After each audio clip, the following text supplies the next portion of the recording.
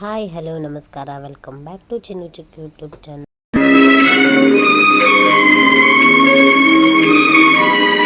ನಾವು ನೋಡ್ರಿ ಹುಬ್ಳಿಗೆ ಹೊಂಟಿದ್ವಿ. ಹುಬ್ಳಿಗೆ ಹೋಗುವಾಗ ರೋಡ್ನ್ಯಾಗ ಒಂದು ವಿಡಿಯೋ ಮಾಡ್ಕೊಂಡಿದ್ದೆ. ಹಂಗೆ ಇರಲಿ ಅಂಥೇಳಿ ಮಳೆ ಭಾಳ ಜೋರು ಬರಾಕತ್ತೈತ್ರಿ. ನಮ್ಮ ಮಮ್ಮಿಯವರು ಗಾಳಿ ದುರ್ಗಮ್ಮಗೆ ಮಾಡಿದ್ರು, ಹಾಗಾಗಿ ಹೊಂಟಿದ್ವಿ. ಮಳೆ ಭಾಳ ಜೋರು ಬರಾಕತ್ತಂತ ಹೇಳಿ ಅಲ್ಲೇ ನಿಂತ್ವಿ. ನಮ್ಮ ಮನೆಯವ್ರು ನಮ್ಮನ್ನು ಬಸ್ಸಿಗೆ ಕಳಿಸ್ತೀವಿ ಅಂತ ಹೇಳಿ ಬಂದಿಲ್ಲ. ನಾನು ಆಧಾರ್ ಕಾರ್ಡ್ ಬಿಟ್ಟು ಹೋಗಿದ್ದೆ, ಹಾಗಾಗಿ ಬಸ್ಸಿಗೇನು ಹೋಗಲಿಲ್ಲ, ಗಾಡಿ ಮೇಲೆ ಹೋದ್ವಿ. ಮಳೆ ಭಾಳ ಜೋರು ಬರಾಕತ್ತಿದ್ರಿಂದ ಅಲ್ಲಿ ಕುಂತಿದ್ವಿ. ಇದು ನೋಡ್ರಿ, ಮನೆಗೆ ಹೋದ ತಕ್ಷಣ ನಮ್ಮ ತಮ್ಮ ಕೊತ್ತಂಬರಿ ಅದೆಲ್ಲ ಸೋಸ್ಕೊಳಕತ್ತಿದ್ದ. ಅಡುಗೆ ಮಾಡ್ಕೊಳಕ್ಕೆ ಅವರೆಲ್ಲ ರೆಡಿ ಮಾಡ್ಕೊಳಕತ್ತಾರ್ರಿ. ನಾವು ನೋಡ್ರಿ ರಾತ್ರಿ ಬಂದಾಗ ಭಾಳ ಲೇಟ್ ಆಗಿತ್ತು, ಅಂದ್ರೆ 8-8:30 ಆಗಿತ್ತು. ಅವಾಗೇನು ನಾವು ವಿಡಿಯೋ ಮಾಡಲಿಲ್ಲ. ಹಾಗಾಗಿ ಬೆಳಗಿನ ನೋಡ್ರಿ ನೀರು ಬಿಟ್ಟೇವಿ, ಹೊಟ್ಟೆ ತಿರುಗಬೇಕಿತ್ತು, ಹಾಗಾಗಿ ಬಂದಿದ್ದೆ. ಅಮ್ಮನೂ ಇಲ್ಲ, ಹೊರಗೆ ಹೋಗಿದ್ರು.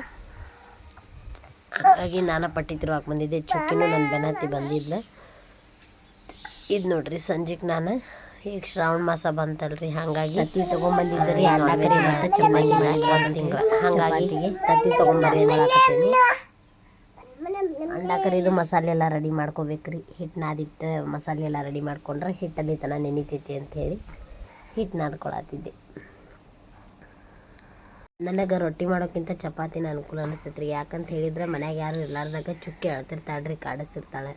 ನಾ ಇಲ್ಲಿ ಗ್ಯಾಸ್ ಅಂತಕ್ಕೆ ಬಂದಿಂತೆ ಅಂದ್ರೆ ಆಕಿನೂ ಪೈಪ್ ಅದೆಲ್ಲ ಜಗಾಕ್ಕೆ ಬರ್ತಾಳೆ. ಹಾಗಾಗಿ ಆ ರೊಟ್ಟಿ ಹಿಟ್ಟಾದ್ರೆ ನಾದ್ಕೊಂಡ್ಮೇಲೆ ಹಿಟ್ಟು ಮಾಡೋಕೆ ಆಗಂಗಿಲ್ಲ. ಚಪಾತಿ ಹಿಟ್ಟಾದ್ರೆ ನಾದಿ ಇಟ್ಕೊಂಡು ಮತ್ತು ಮಾಡ್ಬೋದು. ಹಾಗಾಗಿ ನಾನು ಜಾಸ್ತಿ ಚಪಾತಿ ಮಾಡ್ತೀನಿ ರೀ. ಬೆಳಗಿನ ಟೈಮ್ ರೊಟ್ಟಿ ಮಾಡೋಂಗಿಲ್ಲ. ಯಾರು ಚುಕ್ಕಿನ ಕರ್ಕೊಳ್ಳೋರು ಇದ್ದಾಗ ಮಾತ್ರ ರೊಟ್ಟಿ ಮಾಡ್ತೀನಿ. ಇಲ್ಲ ಅಂದ್ರೆ ಗ್ಯಾಸ್ ಅಂತಕ್ಕೆ ಬರೋದು, ಅಲ್ಲಿ ಪೈಪ್ ಜಗ್ಗೋದು, ಗ್ಯಾಸ್ ಕಟ್ಟಿ ಮ್ಯಾಗ ಹತ್ತೋದು ಹಾಗೆಲ್ಲ ಮಾಡ್ತಾಳ್ರಿ. ಹಾಗಾಗಿ ನಾನು ಹೆದ್ರಿ ಯಾರೇ ಇದ್ದಾಗ ಮಾತ್ರ ರೊಟ್ಟಿ ಮಾಡ್ಕೋತೀನಿ. ಇಲ್ಲ ಅಂತ ಹೇಳಿದ್ರೆ ನಾವಷ್ಟೇ ಇದ್ದರೆ ಚಪಾತಿನ ಹೆಚ್ಚಾಗಿ ಮಾಡ್ತೀನಿ. ಬೆಳಿಗ್ಗೆ ಚಿನ್ನಿಗೂ ಡಬ್ಬಿ ಕಟ್ಬೇಕ್ರಿ, ಅವ್ರ ಪಪ್ಪಾಗೂ ಅವಾಗಾದರೂ ಚಪಾತಿನೇ ಮಾಡ್ತೀನಿ. ಈಗ ಅಂಡ ಕರಿ ಜೋಡಿ ಚಪಾತಿ ಚಲೋ ಅನಿಸ್ತೈತಿ ಅಂದ್ರೆ ನಮ್ಮ ಮನ್ಯಾಗ, ಹಾಗಾಗಿ ಚಪಾತಿ ಹಿಟ್ಟು ನಾದ್ಕೊಳಕತ್ತಿದ್ದೆ. ಚಪಾತಿ ಹಿಟ್ಟನ್ನು ಎಷ್ಟು ಮಿದ್ಕೋತೇವಲ್ರಿ ಅಷ್ಟು ಚಪಾತಿ ಸಾಫ್ಟಾಗಿ ಬರ್ತಾವೆ ಮತ್ತು ಉಬ್ಬಿ ಬರ್ತಾವೆ. ಹಾಗಾಗಿ ಮತ್ತೊಂದು ಸ್ವಲ್ಪ ಎಣ್ಣೆ ಹಾಕ್ಕೊಂಡು ಮತ್ತೊಂದು ಸ್ವಲ್ಪ ಮಿದ್ದಿ ಇಟ್ಬಿಟ್ರೆ ಆತ ಅಂತ ಹೇಳಿ ನಾನು ಮಿದ್ಕೊಳಕತ್ತಿದ್ದೆ. ಇದಕ್ಕೊಂದು ಏನಾರ ಮುಚ್ಚಿಟ್ಟು ಈ ಕಡೆ ಮಸಾಲೆ ರೆಡಿ ಮಾಡ್ಕೊಳ್ಳೋಣ್ರಿ. ಮಸಾಲೆ ನೋಡ್ರಿ, ಮಸಾಲೆ ಮಾಡ್ಕೊಳಕ್ಕೆ ನಾನು ಮಸಾಲೆ ಪುಡಿ ಏನು ಬಳಸಾಕತ್ತಿಲ್ಲ ಹೊರಗಿಂದ. ಹಾಗಾಗಿ ಹವೇಜ್ ಇದ್ದು ರೀ, ಹವೇಜ್, ಲವಂಗ, ಚಕ್ಕಿ, ಜೀರಿಗೆ, ಏಲಕ್ಕಿ, ಲವಂಗ ಮತ್ತು ಶಹಜೀರಿಗೆ ಎಲ್ಲ ಹಾಕ್ಕೊಂಡೇನಿ ರೀ. ಭಾಳನೂ ಹಾಕ್ಕೊಂಡಿಲ್ಲ, ಸ್ವಲ್ಪ ಸ್ವಲ್ಪ ಹಾಕ್ಕೊಂಡೇನಿ. ಮಸಾಲೆ ನಾನು ಕಮ್ಮಿನ ಬಳಸ್ತೀನಿ, ಹಾಗಾಗಿ ಮಸಾಲೆ ಖಾರ ಹಾಕ್ತಾನಲ್ಲ, ಹಾಗಾಗಿ. ಇಲ್ಲಿ ನೋಡ್ರಿ ಅಲ್ಲ ಮತ್ತು ಬೆಳ್ಳುಳ್ಳಿ, ಒಂದು ಸ್ವಲ್ಪ ಕೊಬ್ಬರಿ ಮತ್ತು ಒಂದು ಉಳ್ಳಾಗಡ್ಡಿ, 1-2 ಟಮಾಟಿ, 2-3 ಟಮಾಟಿ ಅದಾವೆ ನೋಡ್ರಿ. ನಮ್ಮ ಮನ್ಯಾಗ ಟಮಾಟಿ ಜಾಸ್ತಿ ಯೂಸ್ ಮಾಡ್ತೀವಿ. ನಮ್ಮ ಮನೆಯವ್ರಿಗೆ ಒಂದು ಸ್ವಲ್ಪ ಹುಳಿ ಬೇಕಾ, ಹಾಗಾಗಿ 3 ಟಮಾಟಿ ಹಾಕ್ಕೊಂಡೆ ನಾನು.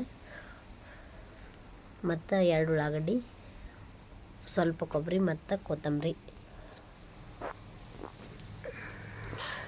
ಪುದೀನ ಐತ್ರಿ, ಬಾಗಲ್ದಾಗ ಹಚ್ಚಿದ್ವಿ, ಅದೆಲ್ಲ ಒಣಗ್ದಂಗೆ ಆಗ್ಬಿಟ್ಟೈತಿ. ಹಾಗಾಗಿ ಪುದೀನ ತಗೊಂಡಿಲ್ಲ. ಇವೊಂದು 6 ಗೋಡಂಬಿ ಹಾಕ್ಕೊಳಕತ್ತೇನೆ ರೀ ನಾನು. ಗ್ರೇವಿ ಚಲೋ ಬರ್ತೈತ್ರಿ, ಅದು ಥಿಕ್ಕಾಗಿ ಚಲೋ ಅನ್ನಿಸ್ತೈತಿ ಅಂಥೇಳಿ ಇದಿಷ್ಟು ಅದೆಲ್ಲ ಹುರ್ಕೊಂಡು ಮಿಕ್ಸರ್ ಮಾಡ್ಕೊಂಡು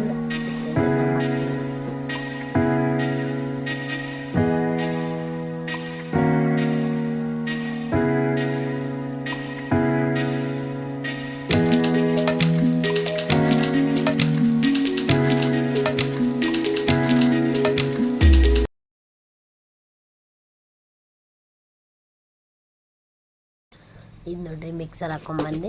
ಒಂದು ಕಡೆ ನಾನು ತತ್ತಿಗೆ ಒಂದು ಸ್ವಲ್ಪ ಅರಿಶಿನ ಪುಡಿ, ಉಪ್ಪು ಮತ್ತು ಖಾರದ ಪುಡಿ ಹಾಕ್ಕೊಂಡು ಎಣ್ಣೆ ಹಾಕ್ಕೊಂಡು ಒಂದು ಸ್ವಲ್ಪ ಫ್ರೈ ಮಾಡ್ಕೊಳತ್ತೀನಿ ರೀ.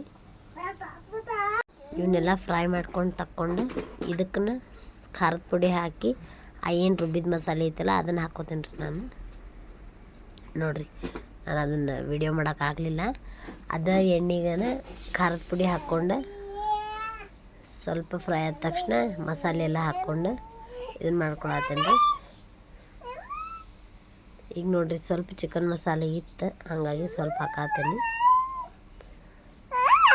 ಇರಲಿಲ್ಲ ಅಂದ್ರೆ ಹಾಕಿದ ಮಸಾಲೆ ಒಳಗೆ ನಡೀತೈತ್ರಿ, ಮನೆಯೊಳಗೆ ರೆಡಿ ಮಾಡ್ಕೊಂಡಿದ್ದ ಮಸಾಲೆ ಅಷ್ಟೇ. ಅನಿತ್ತಲ್ಲ ಅಂಥೇಳಿ ಒಂದು ಸ್ವಲ್ಪ ಹಾಕಿದೆ.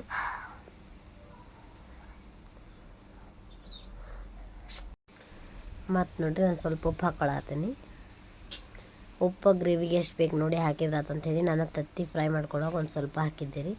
ಹಾಗಾಗಿ ಗ್ರೇವಿ ಕ್ವಾಂಟಿಟಿ ನೋಡಿಕೊಂಡು ಉಪ್ಪು ಹಾಕ್ಕೊಳತ್ತೀನಿ.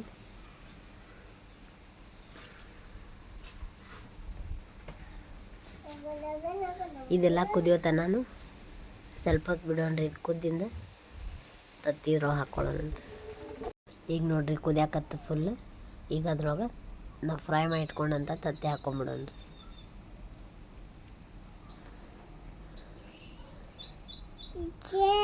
ಇದು ಒಂದ ಕುದಿ ಕುದ ತಕ್ಷಣ ಬಂದ್ ಮಾಡ್ಕೊಂಡ್ಬಿಡ್ತೇನೆ ರೀ. ಒಂದು ಸ್ವಲ್ಪ ಮಸಾಲೆ ಜೋಡಿ ಅದು ಫ್ರೈ ಆಗುತ್ತಲ್ಲ ಅಷ್ಟೇ. ಒಂದು ಸ್ವಲ್ಪ ಕುದಿಸಿ ಬಂದ್ ಮಾಡ್ಕೊಂಬಿಡೋಣ್ರಿ.